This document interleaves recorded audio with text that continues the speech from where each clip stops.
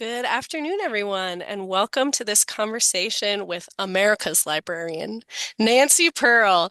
This is hosted today by the Michigan Center for the Book. If you want to learn more about us, please visit michigan.gov/MCFB. Today, this conversation is going to be facilitated by David Votta, the Special Collections Manager, and Michelle Bradley, the Library Development Manager at the Library of Michigan. That is a mouthful. We're so excited to hear from you all, and we look forward to this wonderful discussion. Thanks, Mindy. I'll kick it off with a welcome to you, Nancy. We're very thrilled that you're here with us today. Well, I'm so happy to be here. I've wanted to thank the Library of Michigan because they made it possible for me to go to library school. And when I was applying to, I mean, I knew that I wanted to be a librarian since I was 10, and it made sense because I graduated as, undergraduate from the University of Michigan, and University of Michigan had an excellent library school, then library school. I applied for a scholarship from the Library of Michigan to pay for library school, and they did. And the only requirement was that I work in a Michigan library for 2 years after I graduated. And that gave me the opportunity to work at the Detroit Public Library System, which was my library when I grew up. So it all worked, and this is my thank you. Well, I'm so proud that we played a part in the Library of Michigan in your career, and that's amazing. I mean, I Yeah, feel like so many of us in library land feel like we know you because just of your time at the Washington Center for the Book, where right, launched what's now kind of nationwide a one book, one community reads right. program. So we're all familiar with that. Many of us have read your Book Lust series of books, Mhm. and of course, the action figure Okay. that was based on you. So I know many of us feel like we know you. And David, you probably haven't even feel an even closer connection to Nancy with her Michigan roots. Yes, I mean, your home library was the Parkman Library, It correct? was, Which yep, is an absolutely gorgeous, gorgeous gorgeous. library. And it's kept up. So, hey, when was the last time you were back there? Oh, it was about, I would say maybe 10 years ago. Okay. Yeah. Would- We, It's my, it, my, yeah, my husband and I sort of took a nostalgia tour of Detroit and Ann sure. Arbor, and so we went by the library, but didn't go in. Okay. No, Yeah.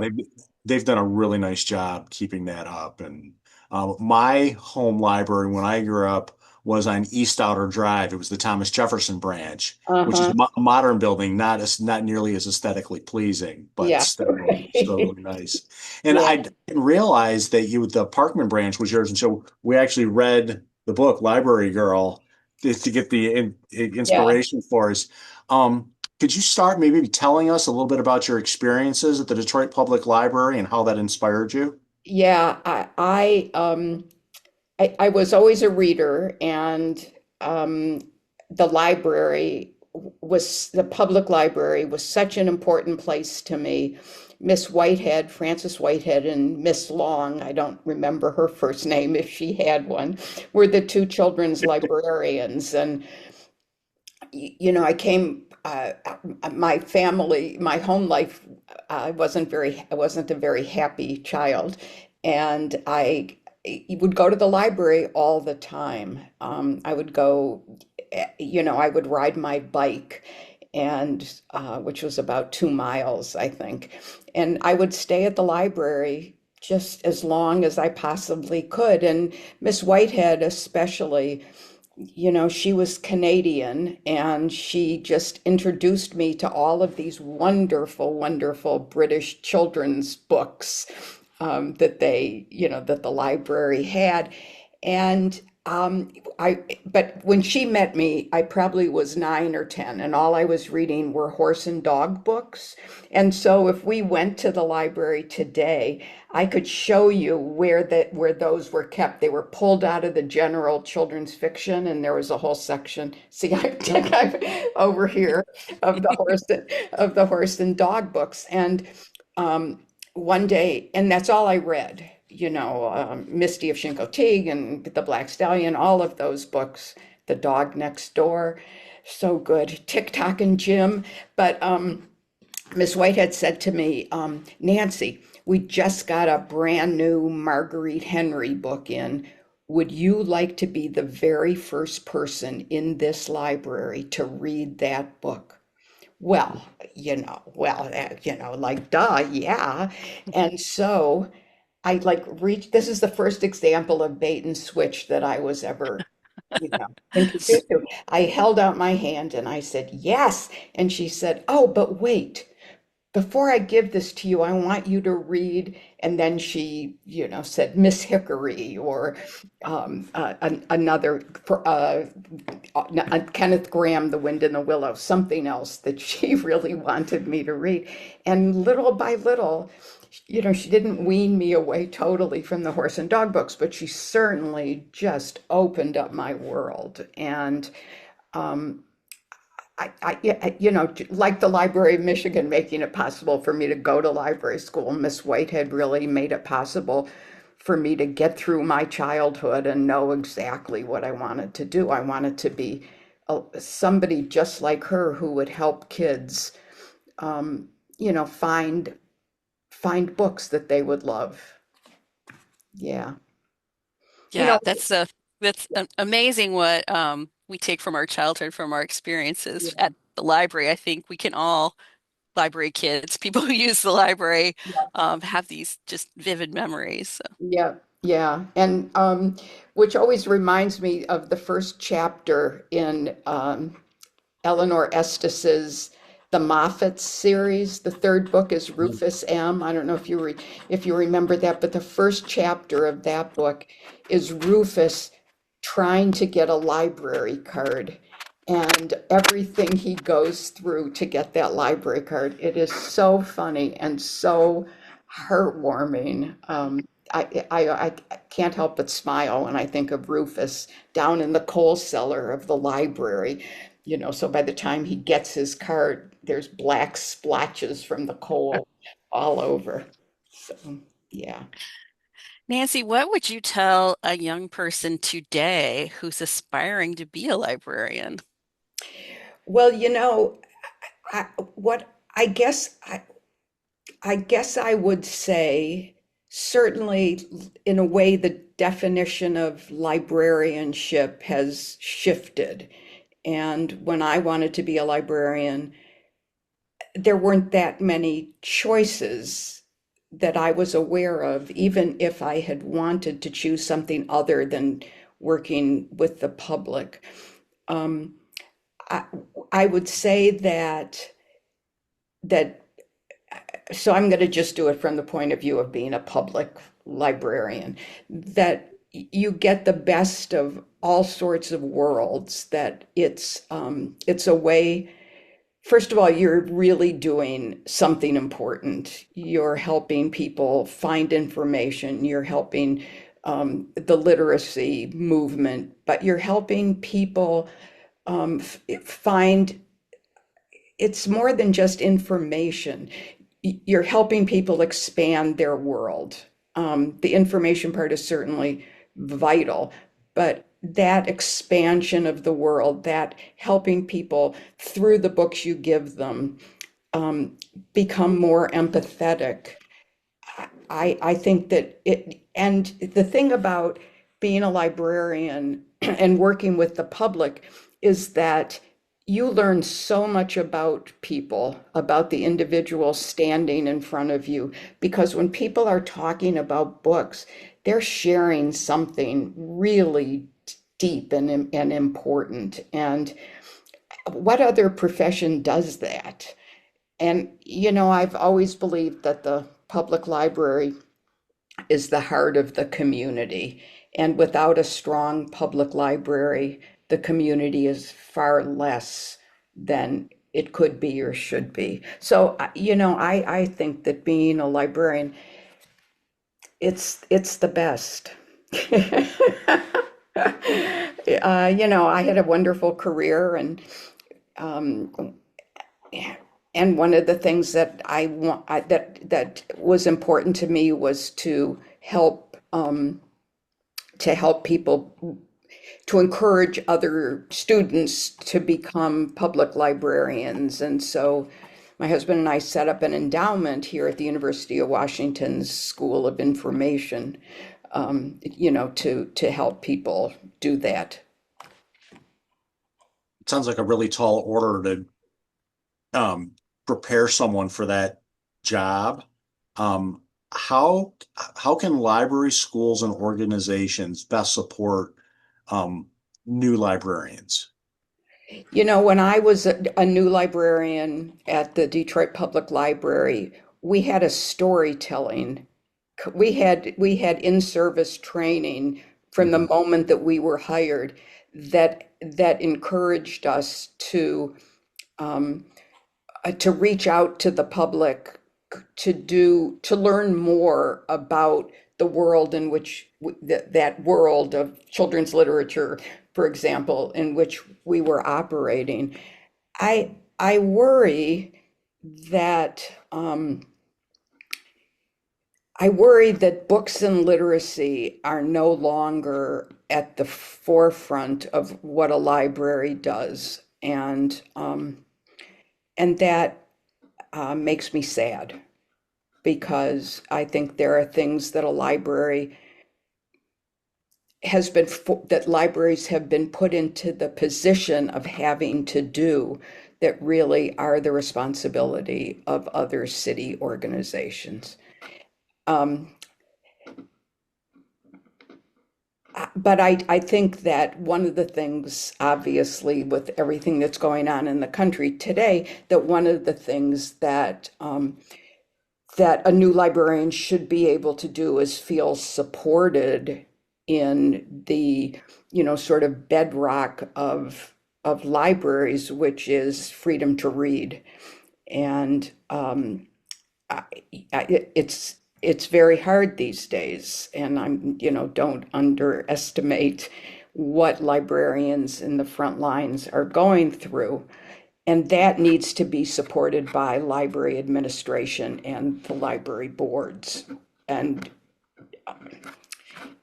and we sometimes, I think you might disagree, um, but I don't think that we as a profession have made it clear just what goes on in the library and how important a library is, and we don't sell ourselves, to the world in a way that would get somebody excited about supporting the library and understanding what freedom to read is and why that's such a core value for us. Yeah, it's as you talk about, the challenging environment now of being in a public library and so many people I still think, still enter the profession from that passion that, they get from reading and from the Right. library when they were younger. So like given those two things, what advice would you give that new librarian who just finished their degree, especially in the public library, starting their first job, that transition from, that study to reality? Yeah.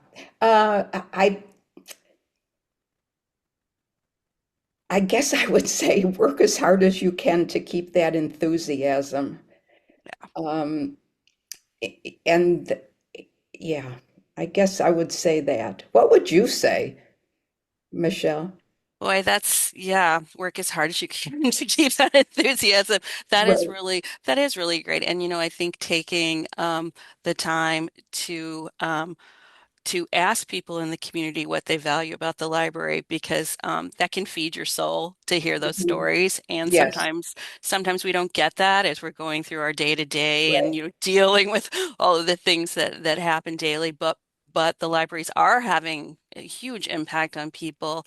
And asking people once in a while, what have you gotten out of the library lately? What does the library mean to you? Right. And you have to seek those warm fuzzies yourself sometimes. Yeah, yes, yeah. That's important too, because I think a lot of people that I talk to when I share my story of my childhood and how important the Parkman Branch Library was to me say, "Oh, that's the same. I felt the same way." And then would talk about their own libraries. And you know, any library, there's no way that anybody could read every book in a library, no matter how small that library is, because it expands exponentially with every book that you read in a strange way. Yeah. Turning to a future oriented, if you had three wishes for the future of libraries, what would they be? Mm. Uh, I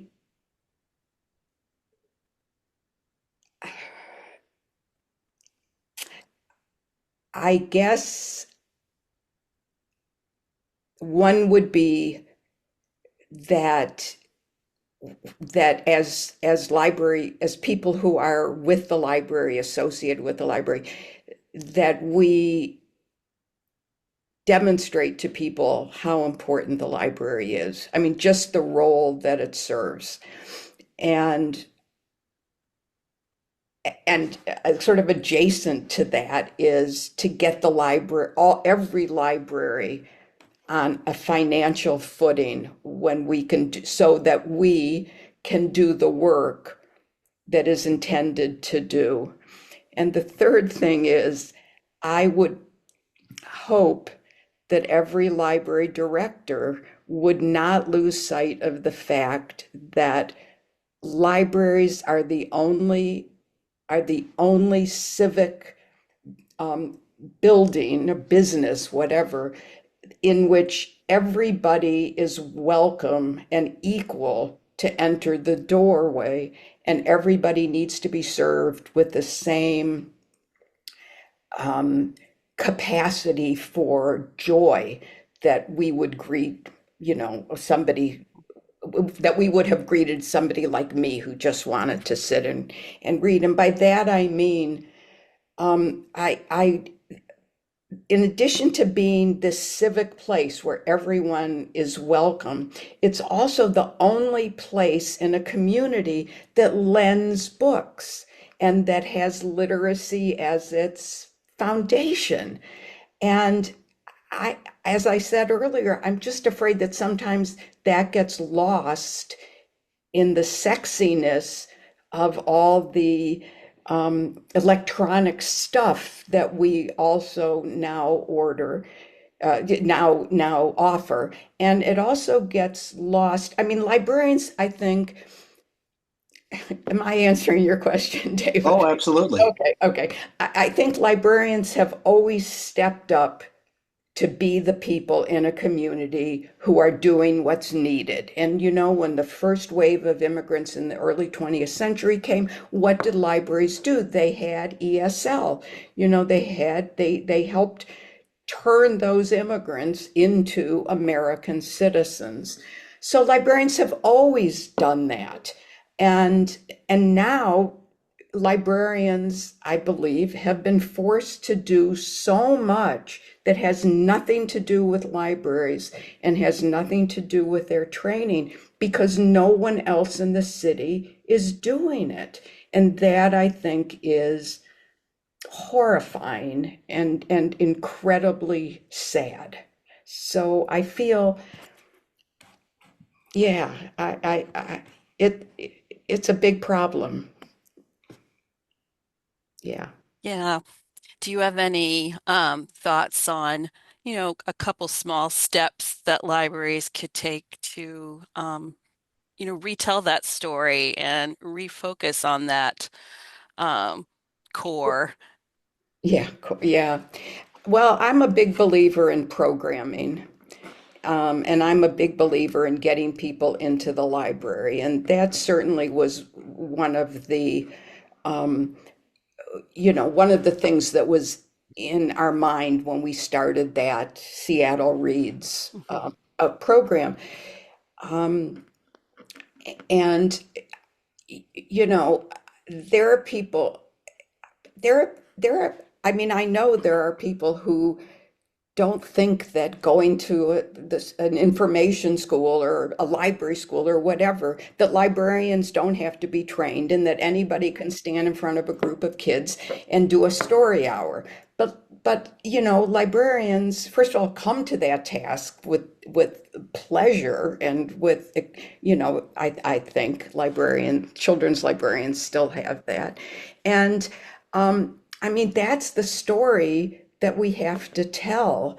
Uh, you know, one of the things that we did early on at when I came to Seattle Public is we had a because it was the Washington Center for the book, we had a photography contest of people reading, and we got hundreds and hundreds of photos of just the best.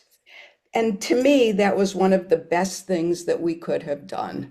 Um, and I highly recommend doing that because it gets people thinking about, oh, library and books. Um, that kind of simple thing.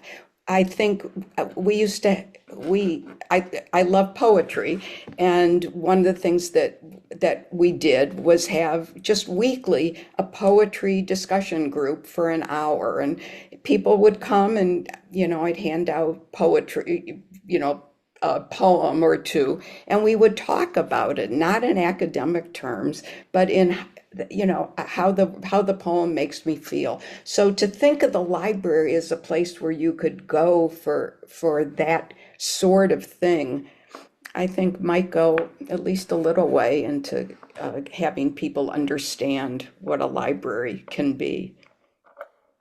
Yeah, thank you for those thoughts and tips and maybe helping people. I know in the book in the oh, is that me? Sorry, the feedback there. I know in the book you talked about how the library had gave you a sense of belonging, Yes. and so I Yeah. think we want to maintain that in our communities and um, Right. Yes. Through adulthood, unto death. mhm. And with that, Nancy, so much for talking with us today. We really appreciate it. Thank you. Thank you for doing this. if next time you're in Michigan, stop by, see us at the Library of Oh, I'd Michigan. love to. Absolutely. We'd love Yeah. to Oh, love to I'd have you love to. visit. Thank you. Thanks so much. Bye. Thank you again, Nancy. Thank you, David and Michelle.